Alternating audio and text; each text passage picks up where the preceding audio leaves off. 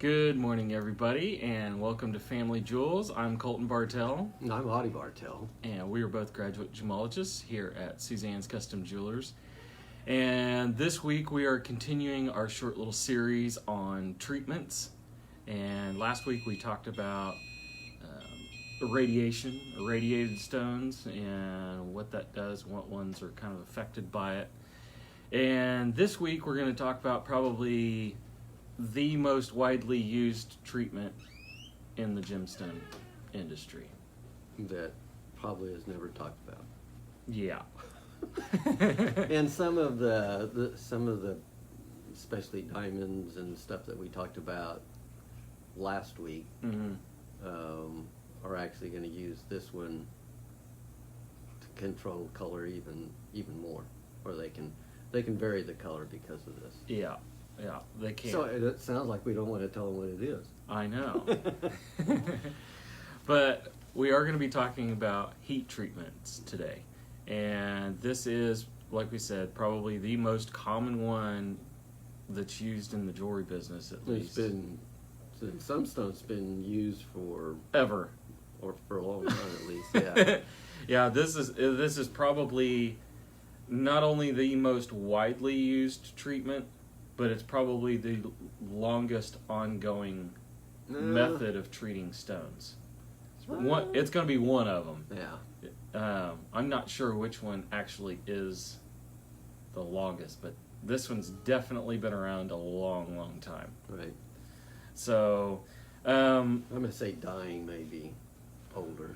maybe, yeah, Maybe. but if it's in second, it's a close For second. sapphire and ruby, it may be the oldest. Yeah.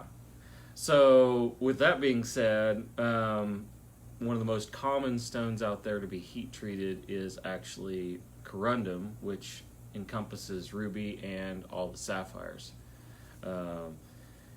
It's actually pretty much just common practice that it comes out of the ground, they clean it up a little bit, and pretty much throw it in the oven. Was a lot of it is, especially on the sapphire side, they got this stuff they call, I think you pronounce it Gouda. Mm-hmm.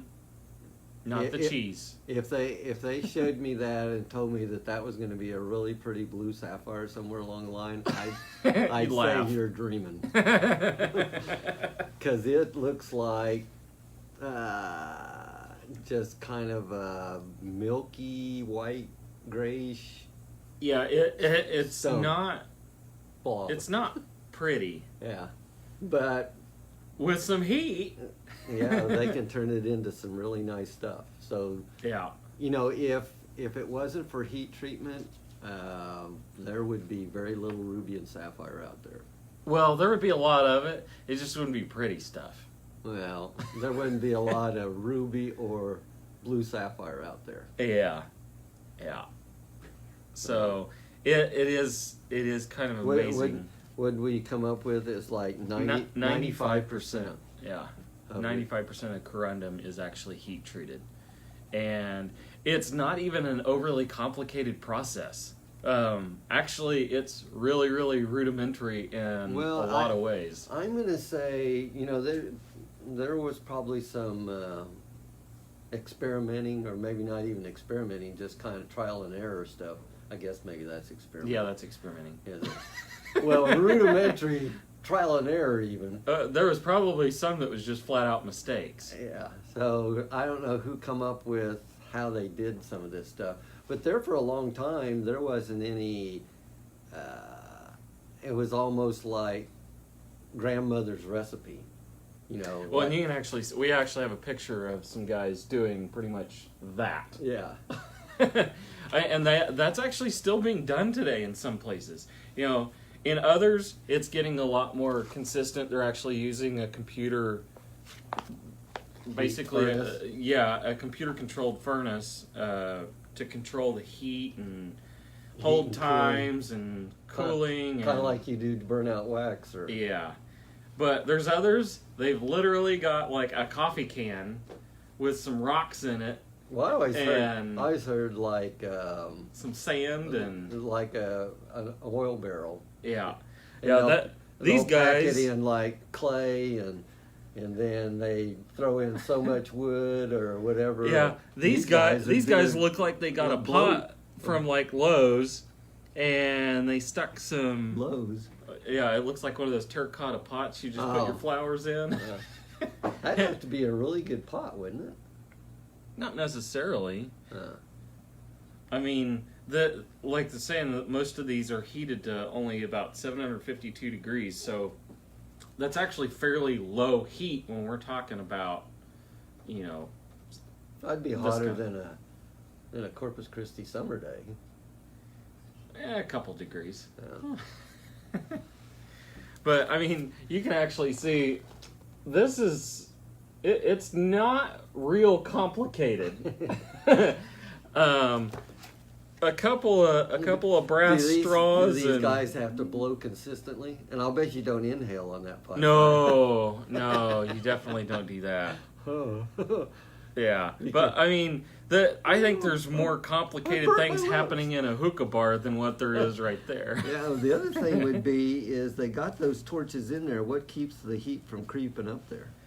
I'm thinking that they probably have to quench those things every now and then. That, or they just have a really good heat tolerance. But I mean, that's how simple some of this is, and it can make an enormous amount of difference on these stones. Like this one, we can actually show you here. This is actually a crystal that had been sawn, and we're showing the before and after of heat treatment in topaz. And so you can see it's kind of bringing that pink out in there. And that's just after a few minutes of heat treatment. And some of these, it's only for a few minutes. It's not something that takes, hours or days to get this treatment done. And it's permanent. Would they be able to see that? Yeah, they'd probably be able to see that. So this is some before and after of some of the sapphire. Okay, so that top one up there on, I'm not going to be able to see whether it's right or left. I guess both of them are the same. Okay, so those top two are that stuff I was talking about that's called Gouda. Gouda. And then they got different qualities of Gouda. One of those is called Dum, and the other one is called O2, which I don't know. The O2 looks like it's a little more clear than the Dum is, but that works for people too. Yeah, like that next one down on the one, that's after heat treatment. See, so you go from something really almost transparent. You go from being dumb to something fantastic after a little bit of heat. I think that's the O2 one. Yeah. And then the other one doesn't get quite. Oh no, the O2 one is on that. The Dum is the one that's the blue. But I'm going to say if in the early days and I come across the white one or the Dum or the O2 or whatever it is, I'd probably chunk it looking for the blue stuff, and then these guys come back behind me and go, "Oh, look, you left all the good stuff." Yeah, pretty much. So this is a little drawing here, graphic of how these work. So this is a traditional method where the stones are actually being packed in a little ceramic kind of crucible thing. And this is a traditional charcoal furnace that it's being used here. And then this is maybe a little bit more of a controlled and more sophisticated way of heating them. And then once the heat process is done, they'll break open the little crucible and you'll have all of the stones. Because they got to keep the air away. Yeah, they need to keep the oxygen away. So sometimes they're packed in sand. Well, I always heard it was like a clay. Yeah. Like a red clay. Yeah. Maybe that's just for the rubies. They do a blue clay for the blue. No, Same. It doesn't work that way. So that's how they're doing this for sapphire and ruby, and because this is so common and encompasses so much of almost the market, it doesn't even have to be disclosed. Matter of fact, most people have never even heard that their ruby or sapphire is heated, but it's so common that the only time that you'll ever hear anything about treatment is whenever the stone hasn't been treated. And then it gets expensive. Yeah. So if you have unheated ruby or unheated sapphire, the that's other a big thing deal. is, I don't think, and Tara can maybe correct me on this, but I don't think any of the Yogo sapphire is heat treated. Yeah, I've never heard of any of that being heated. So, But at least the and stuff that can be Yogo identified is from the United States, actually Yeah. from Montana. Yeah. But over across the world, 95% of it is heat treated. Yeah, at least. Yeah. That may actually be even more than that. There's just it's so common that, like I said, the only time you don't ever, or the only time you hear anything about treatment is whenever it's not been treated, and in that case, it's got to have papers and stuff with the stone that it's been certified unheated and everything else, because it will dramatically change the price Right. of that stone versus something that's heated. And Because there's just very everything's- little of it yeah. out there. Yeah. There's not near the production of sapphire as what there is diamond. So Yeah. So this is not the only stone that's heated. Amethyst and citrine can sometimes be heated. They can kind of control the color a little bit there, or even out color. topaz, Yeah. amber, Topaz. aquamarine, Yeah. zircon. Yeah. Even diamonds under a high pressure, high temperature. Yeah. HPHT process can actually whiten some diamonds. But with amber, what's kind of neat about amber, most people don't know this either, is a lot of that is actually heated. And I think that's probably the only organic stone that's actually heated. 'Cause anything else is going to get damaged. But amber, It'll change colors. amber, it can darken a little bit. The other thing is basically It you're kinda heating clears it tree up. sap is basically what you're doing. So it actually gets to the point that it is slightly fluid, A little more transparent. and most of that amber has a lot of little bubbles in it. And so when you heat it, you can actually And if reduce they're those real bubbles. little bitty, then it almost looks like that it gets milky looking. Yeah. So by heating it in a very controlled environment with amber, at least, and You fairly probably- low temperature. You probably don't get it to no 750. No. I would say you pretty much destroy it at that point. But Can you hold it in your hands and do it? no. No, it's gotta be hotter than that. Yeah, it's gonna be hotter than that. May need one of those warm summer days. But it will actually clarify the stone. It'll cause those bubbles to actually But then it come causes. out, and then it can cause what's called sun spangles, which are tiny little, like, shimmering inclusions that are in there, and they're little disc-like.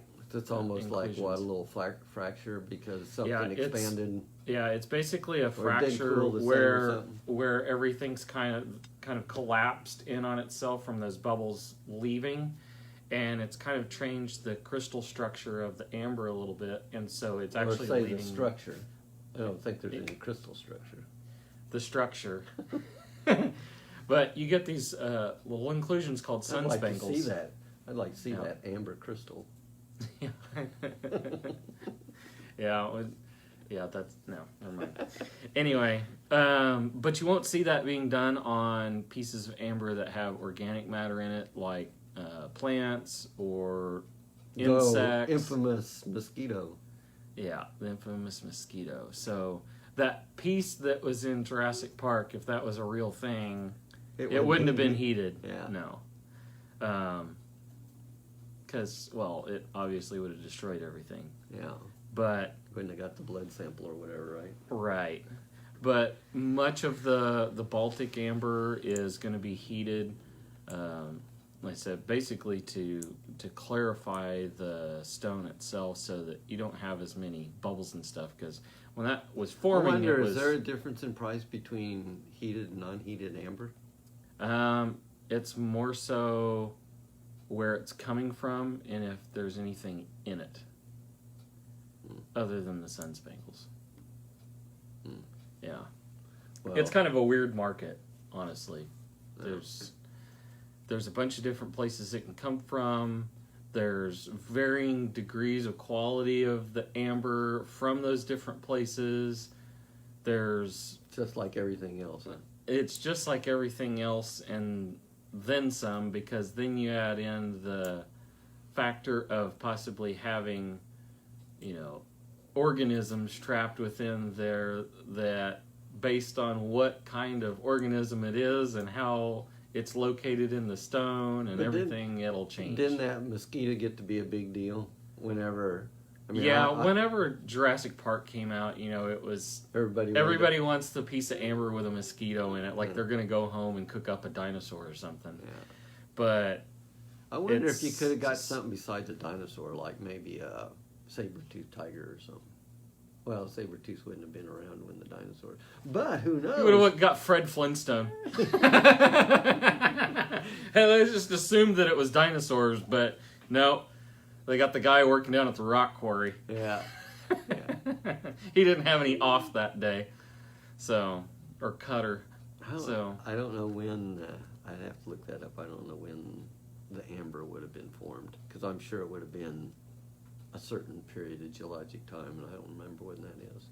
Well, the thing is there's varying ages of amber too. Oh, is there? And if it gets to a certain point, it actually becomes what's called copal resin, which is technically not amber because it's not old enough, and therefore it actually hasn't completely solidified to the point that amber is, and so it's actually a little bit sticky and soft. And so that's what we actually call copal resin. Well, on like a pendant, instead of using a chain, you could just stick it to you. Guess not. Moving on. Okay, well, we kind of got off subject anyways. So heat treatment, very wide range of things that it can accomplish, very widely used. A lot of times we can tell that it's heat treated. Yeah. Those times when we can't, then we don't know whether it's been heat treated or not. And that's when it's going to make a difference with the little paper that comes from some lab that can determine whether it's been heated or not.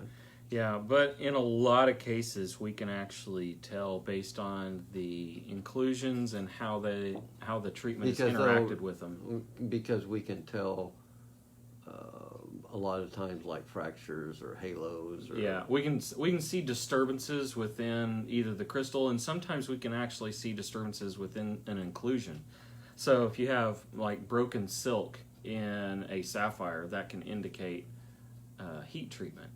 And because you use heat, you can either take silk out or put silk in. You can take it out. I don't know if you can. I think you can put it back in.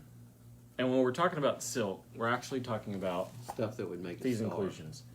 And so they're actually needle inclusions that are oriented on crystal faces, basically.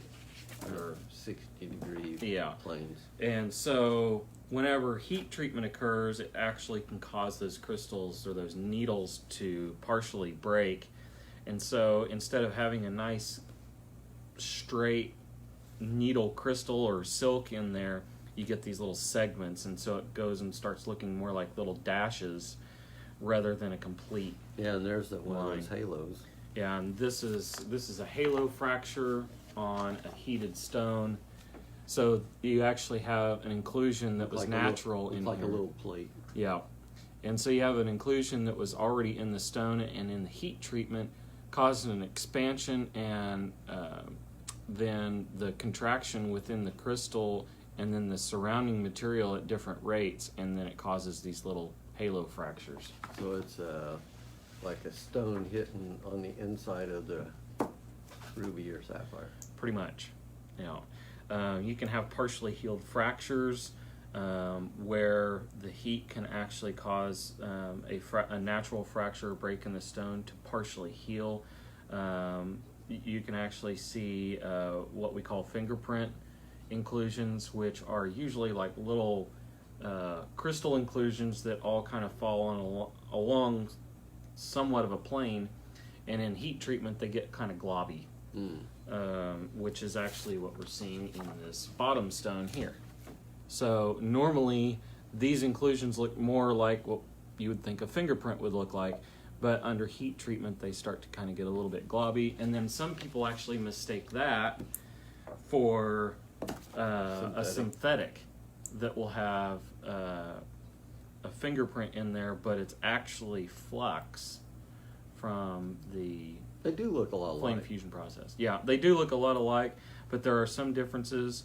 In the natural stuff that's heated, these fingerprints remain on a fairly flat plane, whereas in synthetic, they get real wavy and wispy and Can actually globby. fold over each other. Yeah, which doesn't occur in the natural stuff. So it can actually help sometimes for us to see this stuff and differentiate between natural and synthetic, because we can see those differences in the process. And actually, we've had, 2 different times where people thought they had large natural rubies, and Yeah, they turned out to be synthetics. yeah. I don't remember exactly whenever they first started doing the synthetic ruby, but it was in the 1800s somewhere, so it's been done over 100 years. Yeah, long time. So, you get back to maybe Cleopatra's time or whatever, all that stuff's gonna be natural, but Yeah, there's a lot, maybe towards mid to late 1800s they were doing synthetic ruby. yeah. Yeah, Yeah. I kind of looked that up. I keep wanting to say somewhere around the Civil War or something they were doing it. And they've gotten really good at that. Yeah, yeah. So there's another some. one that's extremely common at getting heat treatment is tanzanite, which is a type of zoisite. And this stone typically actually comes out of the ground being brownish to brownish gray. So it's not real pretty, but with a good, consistent, and controlled heat treatment, you get the nice blues and violets and purples that most people know tanzanite to be. I'd say almost, if not all. I Yeah. think they're starting to come out where they're cutting some of this. In natural color. Yeah. But honestly, Is that? Oh, that's the stones. yeah, tanzanite, But it's got to be treated to get yeah, that especially color. if they're gonna get the blue. Yeah, and so we'll actually show you a before and after. This is before and after on this top part of the page here, with the brownish red kind of being the natural color of the zoisite, and then after treatment, and I'm assuming that they probably don't have this completely done with treatment. So normally they can go maybe a couple rounds with it. Well, and then the other to thing. darken it Then the other and thing intensify. is this can get oriented. Yeah, it can. You're gonna be able to. It has 3 axes, so what is there? Blue, violet, and gray? Mm-hmm. Yeah, a lot like I light. Yeah. It's not as dramatic, and what we call that is actually pleochroism, but we can go over that in another Yeah. deal. But with tanzanite, pretty much all of the it's- blue. All the blue is going to be heat treated. Yeah, yeah. There is very, very, very little that actually is found that is already blue, and there's so little of it that it doesn't even really. I don't even know that it ever even makes it to the market as being unheated tanzanite, because there's not even. I've seen market for it. some large crystals that are blue. I wonder if those were already treated whenever I seen them. They weren't cut yet. Yeah, I would assume they probably were, because They don't ever say. they're heating all this stuff prior to cutting for the Yeah. most part. For the main reason is a lot of these treatments, or a lot of these stones that receive heat treatment, you'll end up with maybe like burned facets and stuff like that if you're heating a already cut stone. So then you have to go back and recut it anyway. Well, and then the or other thing repolish would it. be is those fractures are going to show up Yeah. before you cut. So Right. So that's kind of a crash course, if you will, on. And probably the heat biggest treatment. thing is what we're trying to get across is that ruby and sapphire, Yeah. when you've got 95% of what's sold out there or commonly seen Yeah. is heat treated, we thought, where we're talking about treatments, that's a big deal in the sapphire and ruby market. Yeah. So really, you can, when you're out there shopping for these stones that we've talked about today, unless it is disclosed that they are unheated in any of those stones we talked about, you can pretty much guarantee that they've undergone some sort of heat treatment.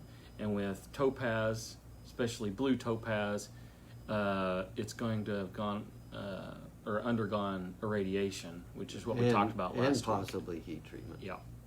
So just something to keep in mind when you're shopping for that, so that if you see that on a label or anything like that, don't let it scare you, because it is a very common practice, especially with it's those permanent. stones. It is permanent.